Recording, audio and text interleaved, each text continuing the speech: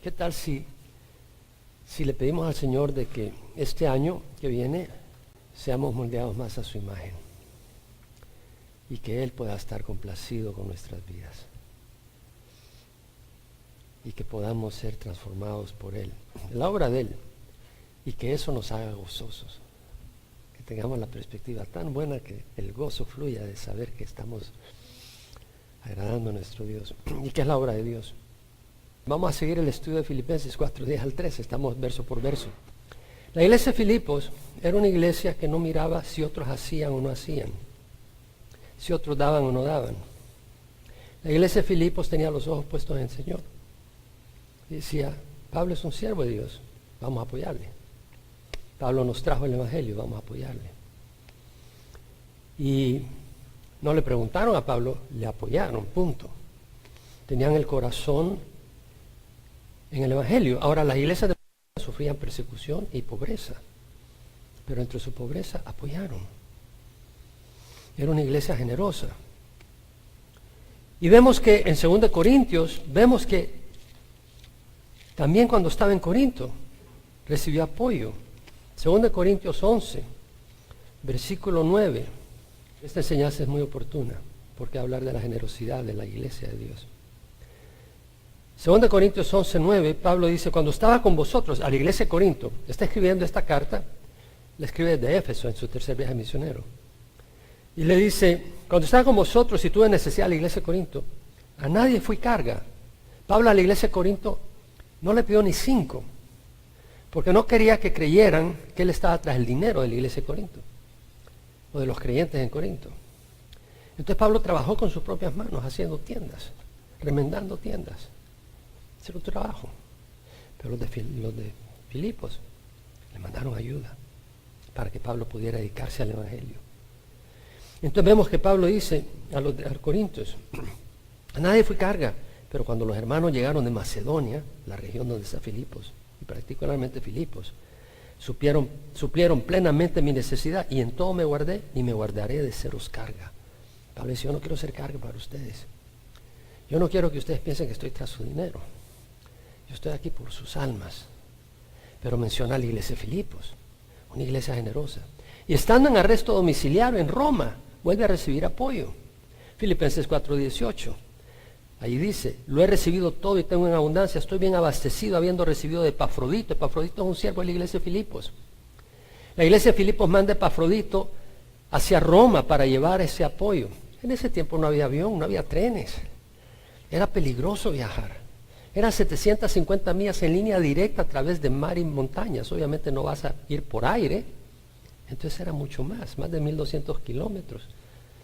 Por terreno peligroso. Y envían a Epafrodito con una dádiva. Y Pablo dice, habiendo recibido de Epafrodito lo que habéis enviado, fragante aroma, sacrificio aceptable, agradable a Dios. Entonces Pablo reconoce la ofrenda. De hecho, en el capítulo 2 de Filipenses, habla de cómo Epafrodito arriesga su vida para llevar la ofrenda y se llega a enfermar a punto de morir, que nos da una enseñanza muy importante, aún a los que casi no vienen a esta congregación, porque muchas veces creen algunas personas que porque uno está enfermo Dios le dio la espalda. No es cierto, y Dios no siempre sana. Y por eso uno tiene que conocer la palabra de Dios. En Filipenses 2 tenemos que Pablo le habla a la iglesia de Filipo y le dice en el versículo 25, creí necesario enviaros a Epafrodito. Epafrodito es enviado por la iglesia de Filipos a Roma a llevar una ofrenda a Pablo. Y Epafrodito se enferma a punto de muerte. Pero Dios sana a Epafrodito no inmediatamente. Y cuando ya está sano, Pablo quiere enviar a Epafrodito de regreso a Filipos para que calme a la iglesia que estaba preocupado por Epafrodito. Y Pablo dice, creí necesario enviaros a Epafrodito, mi hermano, colaborador y compañero de milicia. Pablo era un gran apóstol, pero nunca se consideró superior a nadie. Pablo se consideraba primero el menor de los apóstoles. Después dijo ser el menor de los santos y después dijo ser el mayor de los pecadores. Pablo, al crecer en el Señor, se daba cuenta que era lo más pequeño que había. Porque entre más nos acercamos a Dios, más pequeños nos vemos. Pero Dios nos ve más grandes. Pero cuando más pequeños somos, más puede estar Cristo en nosotros. Juan el Bautista dijo, es necesario que yo crezca para que Él aumente. El Evangelio de Dios es un Evangelio lindo. porque no tiene que ver con nuestro esfuerzo, sino la gracia de Dios, el favor de Dios inmerecedero. Entonces Pablo acá dice que Epafrodito era su hermano, su colaborador. ¿Cómo necesitamos gente que viene a la par nuestra para trabajar en la obra de Dios? Y compañero de milicia, es una batalla espiritual.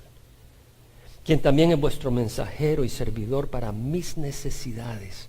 Epafrodito va y satisface necesidades económicas de Pablo estando en arresto domiciliario. Y luego dice, porque él os añoraba a todos vosotros. Pablo está escribiendo a la iglesia de Filipos. Epafrodito os añoraba, él es de Filipos. Y estaba angustiado porque había oído que se había enfermado. La iglesia de Filipos había oído que Pablo estaba enfermo. No Pablo, Epafrodito. O sea que Pablo no pudo sanar a Epafrodito. No es aquello de que Pablo dijo, en el nombre de Dios, sana. No lo pudo sanar. Pablo fue un gran apóstol. ¿Sabes qué? Dios no siempre sana. Dios tiene planes grandes y nosotros no somos quienes darle órdenes a Dios.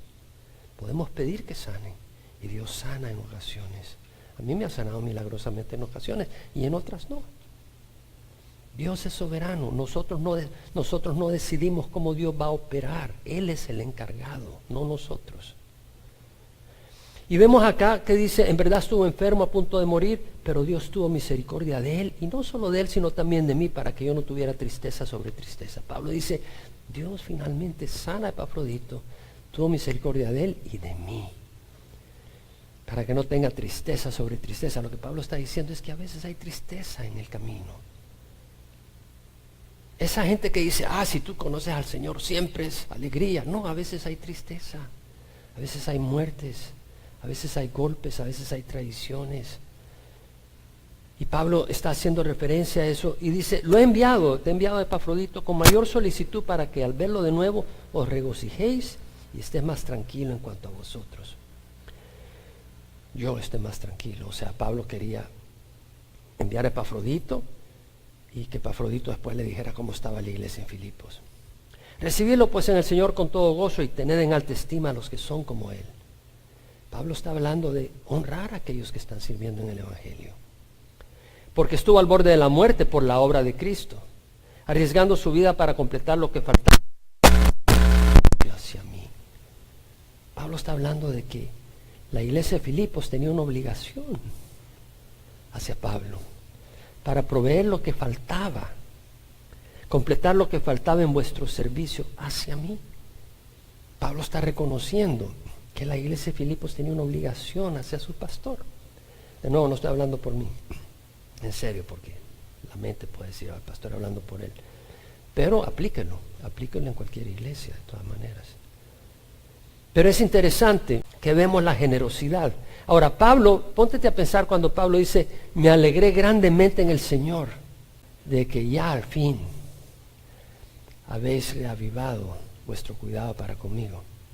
En verdad, antes os preocupabais, pero os faltaba la oportunidad. Entonces vemos que Pablo dice, me alegré grandemente en el Señor. Entonces vemos que Pablo expresa alegría, pero no es una alegría de codicia. Me mandaron dinero para gastarlo como me dé la gana. Es una alegría en el Señor.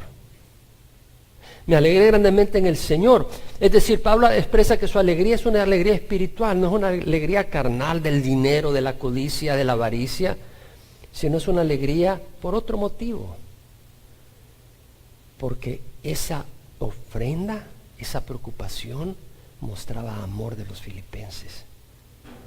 Y Pablo, que era un pastor que amaba a esa iglesia, quería ver a esa iglesia noble, generosa. Y eso era lo que le gustaba a Pablo. En el versículo 17 Pablo lo dice claramente, no es que busque la dádiva en sí, sino que busco fruto que aumente en vuestra cuenta. Lo que Pablo está diciendo es lo que yo busco, es el fruto espiritual. Yo recuerdo de un papá que tenía un niño que a los 2 años le daba chocolate. Ese niño le fascinaba el chocolate, le fascinaba, era lo que más le gustaba. Y cuando le daban un chocolate a ese niño, lo que hacía ese niño se lo llevaba a su papá y quebrantaba el corazón de su papá. El papá se sentía que no cabía. Por el chocolate no, por la nobleza y la generosidad de ese niño. Desgraciadamente el mundo llegó Y cuando fue creciendo ese niño, esa nobleza fue contaminada. Pero qué lindo cuando un padre reconoce ese carácter noble en un niño. Y eso es lo que Pablo está reconociendo, ese carácter noble en la iglesia de Filipos.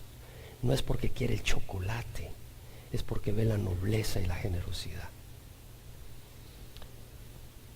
Bueno, algunos pastores enfatizan todo el tiempo el diezmo y la ofrenda. Yo me pregunto, ¿cuál es la motivación de algunos de ellos? Porque algunas personas que no son cristianas oyen eso y lo que ven es codicia por parte del pastor y les asusta y no quieren ir a la iglesia cristiana. Pues ahí lo que quieren es el dinero. Pero no es así. No es así con todos los pastores. No es así con todas las iglesias. Y entendemos que es importante entender no solo la motivación de por qué un pastor pide a la iglesia que ofrenda, pero entender cuál es la motivación nuestra cuando ofrendamos. ¿Cuál es la motivación nuestra cuando hacemos algo? ¿Cuál es la motivación de un pastor cuando pide ofrenda en la iglesia? ¿Quiere un edificio más lujoso, un salario mayor? ¿O se preocupa por la madurez de sus miembros? ¿Se preocupa por la necesidad de la iglesia en otros lugares, la necesidad de llevar el evangelio a otras tierras? Hoy mismo recibí 4 correos de otro país donde hemos ido a ministrar, agradeciendo la obra misionera. Una de estas siervas me dice su hija en el Señor.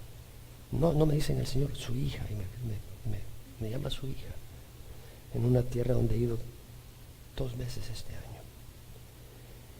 Y otro me escribe y me dice, los frutos de su trabajo aquí están produciendo fruto. Entonces la obra es lo que buscamos. La necesidad de llevar el evangelio a otra tierra. La motivación es importante. Cuando ofrendo en la iglesia, ¿por qué ofrendo? Hay iglesias donde los pastores saben quién diezma y quién no diezma. En esta congregación yo no sé quién da ni quién no da. Pero yo no sé quién da ni quiero saber. En algunas iglesias el pastor sabe quién da y si no diezmó a alguien van y le caen encima porque no diezmaste. Pero eso no es el estilo de acá y no era el corazón de Pablo. Y nosotros cuando damos, ¿por qué damos? Y cuando yo animo a que otros sean generosos y diezmen, lo hago porque me interesa el fruto económico de eso. Cuando yo pido que otros apoyen mi ministerio, lo hago porque quiero tener un ministerio que impresione a la gente. ¿Por qué motivo hacemos lo que hacemos? Y Pablo en 1 Corintios habla claramente. Capítulo 13. Si hablara lenguas humanas y angélicas y no tengo amor, he llegado a ser como metal que resuena o címbalo que retiñe. Si tuviera el don de profecía y entendiera todo misterio y todo conocimiento, y tuviera el poder tuviera la fe para mover montañas, pero no tengo amor, nada soy. Si diera todos mis bienes para dar de comer a los pobres, todos mis bienes para dar de comer a los pobres y entregara mi cuerpo para ser quemado, pero no tengo amor, de nada me aprovecha. Si yo vengo y doy una gran ofrenda y la doy para que el pastor se dé cuenta que estoy ofrendando, ahí se acabó todo. No hay fruto en la eternidad de eso. Si yo doy porque quiero que la gente se impresione, ahí se acabó todo. Pero si yo doy porque amo a Dios y no me interesa ni quiero que la gente sepa, pero amo a Dios y quiero apoyar la obra, eso tiene fruto. Entonces, ¿cuál es la motivación por la cual vamos a hacer las cosas este año? ¿Cuál es la motivación porque vamos a ir a la iglesia? ¿Cuál es la motivación porque voy a ser bueno con mis vecinos? ¿Cuál es la motivación porque voy a ser generoso? Y Pablo dice, me alegré grandemente en el Señor de que ya al fin habéis reavivado vuestro cuidado para conmigo. Vemos la responsabilidad de la iglesia con sus pastores. Y de nuevo, no lo digo por mí, porque yo no recibo apoyo económico de la iglesia. No porque no sea digno de recibirlo, pero porque Dios me ha provisto de otra manera. Y porque Dios me ha provisto de otra manera, no quiero ser carga para la iglesia. Prefiero que los fondos de la iglesia, en vez de que se ocupen para mantenerme a mí, se ocupen para la obra misionera. Hay una responsabilidad hacia los pastores. En mi caso, yo no recibo apoyo económico para mantenerme, pero es justo apoyar a los pastores económicamente. En 1 Corintios 9, Pablo habla sobre eso. En 1 Corintios 9, versículo 1 al 14, Pablo dice, no soy libre, claro que era libre, no soy apóstol, Pablo era un gran apóstol. No he visto a Jesús nuestro Señor, Pablo había visto a Jesús. No sois vosotros mi obra en el Señor, la iglesia en Corinto, aquí está escribiendo en la iglesia en Corinto, era la obra de Dios a través de Pablo. Pablo la había fundado en el segundo viaje misionero. Si para otros no soy apóstol, por lo menos para vosotros sí lo soy. ¿Por qué estaba defendiendo su apostolado Pablo? Porque alguna gente en la iglesia de Corinto lo criticaba y decía, no, Pablo no recibe ayuda económica de nosotros. Es que este no ha de ser apóstol, ¿no? Ni siquiera tiene esposa. Este no ha de ser apóstol, decían. Si para otros no soy apóstol, por lo menos para vosotros sí lo soy. Vosotros sois el sello de mi apostolado en el Señor. Ustedes son la obra de Dios. Ustedes son la obra de Dios que muestran que yo soy apóstol. Porque ustedes han sido la obra que Dios me ha hecho, a quien Dios ha usado para levantar esta obra. Y Pablo dice, mi defensa contra los que me examinan es ¿acaso no tenemos derecho a comer y beber? ¿Acaso no tenemos derecho a llevar con nosotros una esposa creyente? Así como los demás apóstoles y los hermanos del Señor y sepa. Qué interesante conocer la Escritura. Porque Pablo está diciendo que Pedro tenía esposa. Los apóstoles tenían esposa. Y el Papa dice aquí que si tú quieres servir al Señor no puedes tener esposa. Qué interesante. Los apóstoles tenían esposa. Es absurdo pensar de que un hombre que porque está sirviendo a Dios no puede tener esposa. El matrimonio no es una maldición.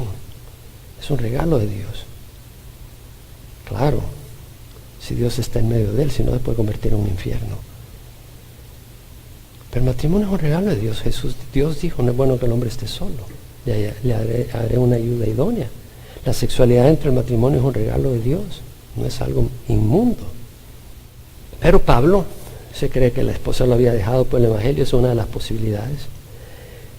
¿O acaso solo Bernabé y yo no tenemos el derecho a no trabajar? Pablo trabajaba con sus manos para no ser carga a la iglesia de Corinto. Dice, ¿quién ha servido alguna vez como soldado a sus propias expensas? Es decir, el que se va de soldado, lo mantienen, está en el frente de batalla. ¿Quién planta una viña y no come de su fruto? Si alguien planta una viña, va a comer sus uvas. ¿Quién cuida un rebaño y no bebe de la leche del rebaño? ¿Acaso digo esto según el juicio humano? ¿No dice también la ley esto mismo? Pues en la ley de Moisés es escrito, no pondrás bozal al buey cuanto trilla. Es decir, cuando tienes un buey y está trillando, lo dejas comer de lo que está trillando. Y lo que Pablo está diciendo, bueno, lo mismo si tienes pastores, deja que el pueblo de Dios lo mantenga. Aunque Pablo no quería aceptar ayuda. Pero está enseñándoles algo a la iglesia de Corinto. Y Pablo dice, lo dice especialmente por nosotros. Sí, se escribió por nosotros, porque el que ara debe de arar con esperanza, y el que trilla debe trillar con la esperanza de recibir de la cosecha. Si en vosotros sembramos lo espiritual, será demasiado que de vosotros cosechemos lo material. O sea, Pablo está diciendo, si yo siembro la palabra de Dios en ustedes, no sería justo que ustedes me mantengan. Eso es lo que está diciendo. Dice, hay una base bíblica. Pero Pablo no acepta dinero de los de Corintio. Pero le está enseñando un principio bíblico a la iglesia de Corintio. Ese principio no se lo tuvo que enseñar a la iglesia de Filipos porque era una iglesia generosa. Si otros tienen este derecho sobre vosotros, no lo tenemos aún más nosotros. Sin embargo, no hemos usado este derecho, sino que sufrimos todo para no causar estorbo al Evangelio de Cristo. Pablo dice, tengo el derecho, pero no lo voy a usar. El corazón de Pablo era recto. No tenía codicia. No codiciaba el dinero de la iglesia. ¿No sabéis que los que desempeñan los servicios sagrados comen la comida del templo y los que regularmente sirven al altar del altar reciben su parte? Es decir, en el Antiguo Testamento, los sacerdotes que sacrificaban y presentaban animales en el altar, también comían de los sacrificios, se alimentaban. Así también ordenó el Señor que los que proclaman el Evangelio vivan del Evangelio. Es una orden del Señor. Es una responsabilidad de la iglesia de apoyar económicamente a los siervos que están trabajando en la iglesia. Ahora, no lo digo por mí, pero sí por la obra misionera. ¿Puedo oír un amén? Sí por la obra misionera. Porque así como ustedes han recibido, otros tienen que recibir. Otros necesitan recibir. Pero Pablo dice, yo de nada de esto me he aprovechado y no escribo esto para que así se haga conmigo, porque mejor me fuera a morir que permitir que alguno me prive de esto. Pablo dice, yo no quiero que me den un 5, no lo voy a aceptar. No quiero que nadie me quite el gozo de poder darles el evangelio gratis. Porque si predico el evangelio no tengo nada de qué gloriarme, porque estoy bajo poder. Ay de mí si no predico, decía Pablo, estoy bajo obligación. Pero el darlo gratis, eso es mi propia voluntad, no tengo que darlo gratis. Pero en eso está mi recompensa. Entonces Pablo, vemos la responsabilidad de la iglesia de apoyar a los pastores. Y en el caso de Pablo vemos a la iglesia de Filipos apoyando la obra misionera. Y nosotros como iglesia tenemos una responsabilidad de apoyar la obra misionera. Porque les amo, yo estoy acá. Porque hay una gran necesidad en el campo misionero que desgarre el corazón. Pero porque hay necesidad. Y hay una cosecha tan grande y necesitan obreros. ¿Y sabes qué? Debemos de apoyar la obra misionera. Debemos de ser generosos con la obra misionera. Hay mucha necesidad. Y hay mucho trabajo que hacer. Seamos ricos en el 2018. Seamos generosos en la obra de Dios. Feliz año. ¿Es eso lo que pensamos cuando decimos feliz año? Voy a tener un carro mejor.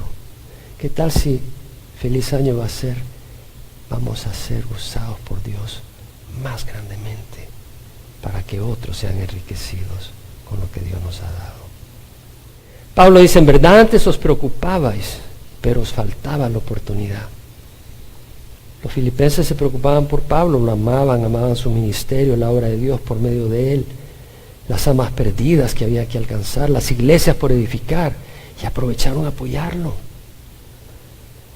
Todos hemos recibido gracias a que invirtieron en el reino de Dios y apoyaron la obra. Hay una hermana en Georgia donde yo recibí al Señor, ya tiene 70 y pico de años, que se emociona porque recibe mi newsletter del Ministerio del Vela. Y se emociona. Cuando yo estaba siendo bautizado, yo recuerdo que se le salieron las lágrimas. Obviamente esa gente invirtió en mí. Hubo una iglesia donde yo fui. Hubo pastor que enseñó la palabra. Ustedes han recibido porque alguien imprimió una Biblia que se la regalaron. Alguien le dio un tratado que a otra persona le costó. Alguien pagó el tiempo para el programa de radio que usted oyó y lo trajo a Cristo. Hay gente que ha invertido y nosotros hemos recibido. Ahora tenemos que dar. Juan dijo, hijos, no amemos de palabra ni de lengua, sino de hecho y verdad. En Gálatas 6 al 8, Pablo dice, al que se le enseña la palabra, que comparta toda cosa buena con el que le enseña. Hay que compartir con los siervos de Dios. Pablo dice, no os dejéis engañar, de Dios nadie se burla, todo lo que el hombre siembra, eso segará. El que siembra para la carne, de la carne segará corrupción. El que siembra para el espíritu, del espíritu segará vida eterna. Y luego dice, no nos cansemos de hacer el bien, pues a su tiempo, si no nos cansamos, segaremos. Hagamos pues bien a todos según tengamos la oportunidad, sobre todo a los de la familia de la fe. ¿Qué está diciendo Pablo? Seamos generosos, empezando con la familia de la fe. Hay creyentes en muchos lugares que necesitan nuestro apoyo. Pablo dice, en verdad antes os preocupabas porque os faltaba la oportunidad. Fíjate qué interesante. Pablo no lo llama nada más que una oportunidad. ¿Cuándo fue la última vez que consideraste dar una oportunidad? Qué interesante. Es una oportunidad de sembrar para cosechar fruto eterno. Es una oportunidad de participar en la obra de Dios. Es una oportunidad de compartir y refrescar a los siervos de Dios. ¿Cómo? Parte de las ofrendas que damos en el campo misionero es a pastores. En el Ministerio del Vela refrescamos pastores. Ustedes apoyan la obra misionera del Vela, que es la organización misionera que dirijo. Ayudamos a pastores. Y en un caso reciente, a viudas de pastores. Pastores que yo esperaba que murieran después de yo. y que han muerto antes que yo. Y hemos apoyado a sus viudas, a sus hijas. Tenemos que empezar con la familia de la fe. Pero es una oportunidad de participar en los costos que permitirán llevar el Evangelio de vida eterna a personas que lo necesitan. Es una oportunidad de participar en la provisión de alimentos. Cuando fueron huracanes en cierto país hemos estado distribuyendo recursos y libros y alimentos. Hemos distribuido Biblias. En cierto país hemos distribuido 17,000 Biblias de estudio. El valor de eso es de $500,000. En lugares donde los pastores no tienen Biblias de estudio para que puedan guiar a sus rebaños. El Salmo 126, 5 y 6 dice: los que siembran con lágrimas segarán con gritos de júbilo. Si siembra, va a segar. El que con lágrimas anda llevando la semilla de la siembra, en verdad volverá con gritos de alegría llevando sus gavillas. Siembra generosamente y vas a segar generosamente. En Mateo 7, 19 al 21, Jesús dice: no os hagáis tesoros en la tierra, donde la polía y la herrumbre destruyen y donde ladrones penetran y roban, sino acumulaos tesoros en el cielo, donde ni la polía ni la herrumbre destruyen, y donde ladrones no penetran ni roban. Donde está tu tesoro, estará tu corazón. Quiero un Tesla. Y ahí está tu corazón. Ese es tu tesoro. O podemos hacer que nuestro tesoro sea: Señor, que tu nombre sea glorificado. Ayúdame a ser generoso. En Mateo 10, 40 al 42, Jesús dice: el que os recibe a vosotros, a mí me recibe. Qué interesante. Tú recibes a un siervo de Dios y estás recibiendo a Jesús, dice Jesús. ¿Te has puesto a pensar? Si tú recibes a un pastor, a un misionero, porque es un pastor misionero de Dios, el Señor dice: es como que si me estuviera recibiendo a mí. Eso no es motivo para que un pastor o un misionero tome ventaja. Si es de Dios, no va a tomar ventaja. Y el que me recibe a mí, recibe al que me envió. Y el que recibe a un profeta como profeta, recibirá recompensa de profeta. Y el que recibe a un justo como justo, recibirá recompensa de justo. No quiere decir que te dejes engañar por lobos. Porque hay gente que está en el ministerio, pero son lobos. Y están tras tu dinero. No seas tonto. No seas víctima de ellos. Pero eso no hace de que no entiendas que recibir a los siervos de Dios, Dios lo honra. Cualquiera que como discípulo debe beber, aunque sea solo un vaso de agua fría, uno de estos pequeños, en verdad os digo que no perderá su recompensa. Son las palabras de Jesús. Entonces, ¿cuánto y cómo apoyar? Según de Corintios 9, 6 al 7, Pablo dice: el que siembra escasamente, escasamente segará. El que siembra abundantemente, abundantemente también segará. Que cada uno dé como propuso en su corazón, no de mala gana ni por obligación, porque Dios ama al dador alegre. Entonces, ¿cómo vamos a hacer este año? Mi invitación es que seamos generosos en la obra de Dios.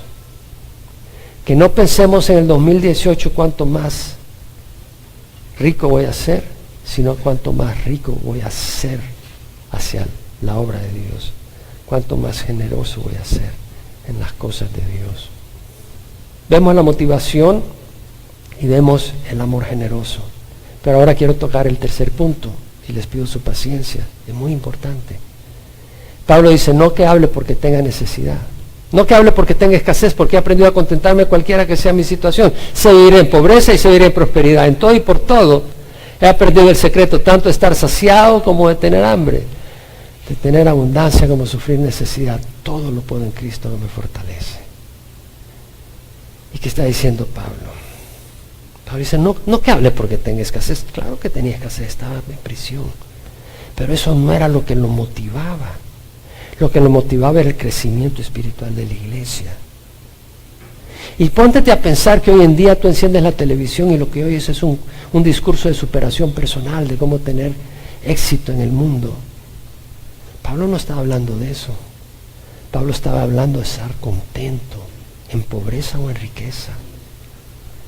Qué diferencia a muchas de las enseñanzas de hoy en día. Pablo les habla del sufrimiento y de la abundancia.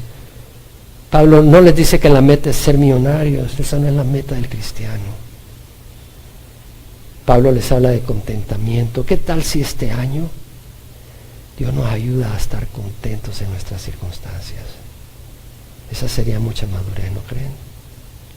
En vez de estar refunfuneando y murmurando porque no tenemos más o porque pasó este problema o porque pasó lo otro, que estemos agradecidos con Dios. En 1 Timoteo 6 al 10, Pablo dice la piedad, y la piedad se refiere a ese carácter hacia Cristo, esa actitud de dedicación a Dios. Y Pablo dice, la piedad en efecto es un medio de gran ganancia cuando va acompañada de contentamiento, porque nada hemos traído al mundo y nada podemos sacar de él. Y si tenemos que comer y con qué cubrirnos, con eso estaremos contentos, porque el amor al dinero es la raíz de todos los males, por la cual codiciándolos algunos se extraviaron de la fe y se torturaron con muchos dolores. No es el dinero el malo, es el amor al dinero. Tenemos que tener cuidado en esta cultura en el 2018, que nuestro amor no sea al dinero, sino a Dios. Claro, necesitamos dinero y nos agrada tener el dinero, pero que no lo amemos. Amemos a Dios, amemos a las personas. Usemos el dinero para bendecir a otros, empezando con nuestro hogar, las necesidades de nuestro hogar. Pablo dice, he aprendido a contentarme. Y la palabra contentarme, de hecho, es un adjetivo, no es aprendido a contentarme, he aprendido a estar contento. Esa es la traducción literal. La New King James Version dice, for I have learned in whatever state I am to be content. Porque he aprendido en cualquier condición que esté a estar contento. La New International Version dice, for I have learned to be content whatever the circumstances. Porque he aprendido a estar contento en cualquier circunstancia.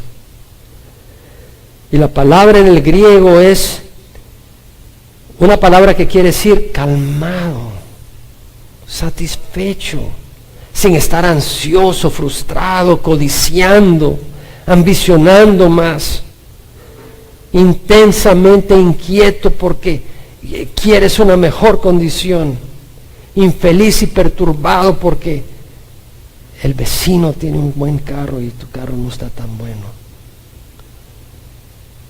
Dice, estar contento. He aprendido a contentarme cualquiera que sea mi situación. Y la palabra aprendido habla en el griego un significado de un proceso donde vas adquiriendo conocimiento a través de la experiencia, la práctica.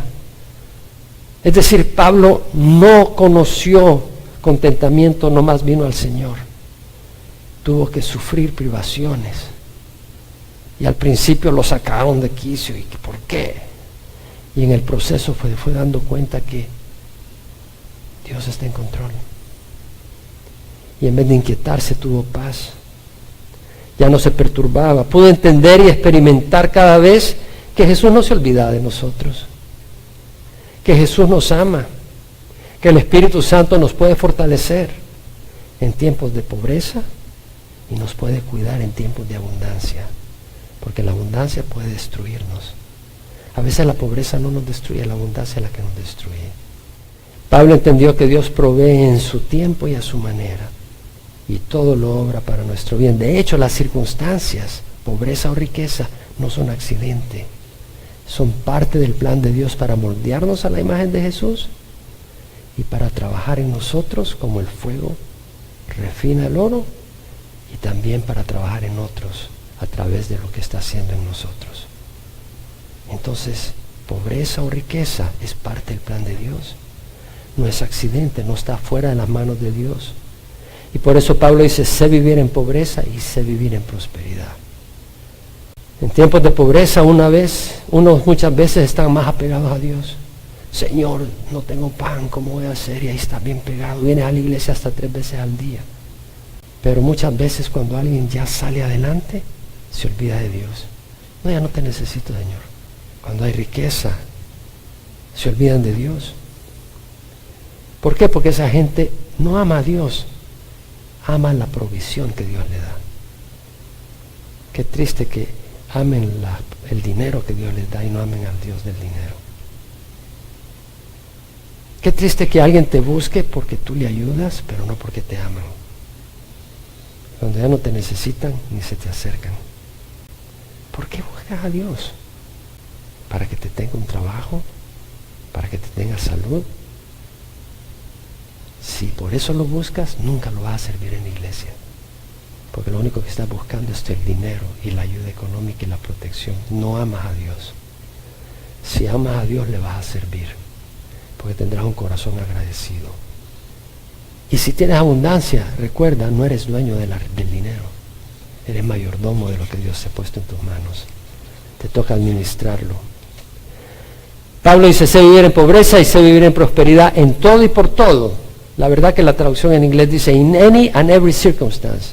En toda y cualquier circunstancia he aprendido el secreto. Pablo está diciendo, he aprendido. ¿Por qué? Algunos dicen, Pablo, ¿cómo estás tan tranquilo? He aprendido el secreto. ¿Cuál es el secreto? Todo lo puesto en Cristo que me fortalece. El secreto es Cristo. ¿Cuál es la fórmula? Cristo. En Hebreos 12, 1 al 3, el autor dice, puesto que tenemos en derredor nuestro tan gran nube de testigos, despojémonos de todo peso y el pecado que tan fácilmente nos envuelve, y corramos con paciencia la carrera puesta por delante, puestos los ojos en Jesús, el autor y consumador de nuestra fe, que por el gozo puesto delante de él soportó la cruz menospreciando la vergüenza, y se ha sentado a la diestra de Dios, a la diestra del trono de Dios. En Romanos, Pablo dice, habiendo sido justificados por la fe, por la fe tenemos paz para con Dios por medio de nuestro Señor Jesucristo, por medio de quien tenemos entrada por la fe a esta gracia, en la cual estamos firmes, a esta gracia. ¿Cómo hago? Estoy en pobreza. Señor, dame la gracia para entender que tú estás en cargo. Tengo abundancia, Señor, dame la gracia para que no me enamore de la abundancia, que me enamore del Dios de la abundancia. Y Dios permite cosas. En 2 Corintios 12, 7 al 10 tenemos el ejemplo que Pablo ha ido al tercer cielo y está tan impresionado lo que ve y lo que vamos a heredar, que da la extraordinaria grandeza de las revelaciones, dice Pablo. Por esta razón, para impedir que me enalteciera, me fue dada una espina en la carne, un mensajero de Satanás que me abofetee para que no me enaltezca. Acerca de esto, 3 veces he rogado al Señor para que lo quitara de mí. Él me ha dicho, te basta mi gracia, pues mi poder se manifiesta en la debilidad. Por tanto, muy gustosamente me gloriaré en las debilidades para que el poder de Cristo mora en mí. Por eso me gozo en debilidades, en insultos, en privaciones, en persecuciones, en angustias por amor de Cristo. Porque cuando soy débil, entonces soy fuerte. Pablo está diciendo, ay, me alegran las privaciones, porque entonces estoy débil, y cuando estoy débil, Cristo es poderoso. ¿Sabes lo que he notado? Que cuando estoy más golpeado es cuando más poderoso es Cristo en mí. Dios tiene su plan en nuestras vidas. 3 elementos para este año. La motivación de lo que vamos a hacer. Seamos generosos con las cosas de Dios, con la obra de Dios. Y no estemos murmurando por las circunstancias. Dios las quiere usar para moldearnos a la imagen de Jesús. ¿Qué les parece? Vamos a orar. Padre, yo te doy gracias porque tú nos hablas. Si entendiéramos, Señor, si tan solo entendiéramos en nuestro corazón que tú nos hablas, estaríamos bien agradecidos. No somos dignos de oír la voz de Dios y Él nos habla. Él nos instruye. Dios nos instruye. ¿Y saben por qué? Por la sangre de Jesús. Porque fuera por otra razón, Él nos diera la espalda. Somos espiritualmente mugrosos, egoístas, resentidos, impacientes, vengativos. Y Él nos ha perdonado y nos ama tal como somos, no por lo que somos, no por la manera que somos, sino porque somos sus hijos a través de la sangre de Jesús. Ahora, si tú no has recibido a Jesucristo, la ira de Dios está contra ti. ¿Por qué? Porque todos tus pecados Dios los ve. Y Dios es santo. Pero si tú has recibido a Cristo, la sangre de Jesús te cubre. Y tus pecados no los ve Dios. La palabra del Señor dice que Dios estaba en Cristo reconciliando al mundo consigo mismo, no tomando en cuenta a los hombres sus transgresiones. Nos ha dado a nosotros la palabra de reconciliación. Por lo tanto, somos embajadores de Cristo. Y como que si Dios rogara por medio de nosotros, en nombre de Cristo, rogamos reconciliados con Dios. Al que no conoció pecado, le hizo pecado, para que nosotros fuéramos justicia de Dios en él. Es decir, Jesús no conoció pecado, pero si tú lo recibes, todos tus pecados son borrados. Y tú recibes la rectitud de Cristo. Y Él nos va a ayudar a salir adelante. La obra es de Él. Si no has recibido a Cristo, ¿qué tal si empiezas el 2018 siendo un hijo de Dios, no un hijo del diablo? Pastor, ¿por qué me llama hijo del diablo? Bueno, solo hay dos señores, Dios y el diablo. El príncipe de las tinieblas y el príncipe de la luz. Solo hay luz y tinieblas, no hay término medio. Y Jesús dijo, el que no está conmigo está contra mí. Tú dices, pero yo no estoy contra ti. Sí, si no lo has recibido, tú no estás con Él, estás contra Él. ¿Por qué no rindes tu corazón a Jesús donde estás? Y empieza el 2018 con Jesús. Esa es la mejor manera de empezar el año. Ahí donde estás, por internet o aquí presente, ora conmigo y recibe a Jesús. Ora conmigo. Padre Santo, te ruego perdón por mis pecados. Hoy recibo a Jesús como mi Señor y mi Salvador. Reconozco que su sacrificio en la cruz paga por mis pecados. Y hoy con agradecimiento te recibo, Señor. Dame tu Espíritu Santo. Ayúdame con este problema que tengo, con este pecado que tengo. Libérame, Señor, ayúdame. Vengo a ti no porque puedas, sino porque tú puedes liberarme. Recibe a Jesús donde estás. Padre, te damos gracias porque tú eres nuestra esperanza. Te damos gracias por tu gracia y tu misericordia. Te damos gracias porque tú eres nuestra esperanza. Y el estudio que hemos hecho hoy, Señor, que se realice en nuestras vidas este año. Que nuestras motivaciones sean rectas, que seamos generosos y que aprendamos a estar contentos, sabiendo que todas las cosas obran para el bien de aquellos que aman al Señor, que han sido llamados conforme a tu propósito. En nombre de Jesús, amén.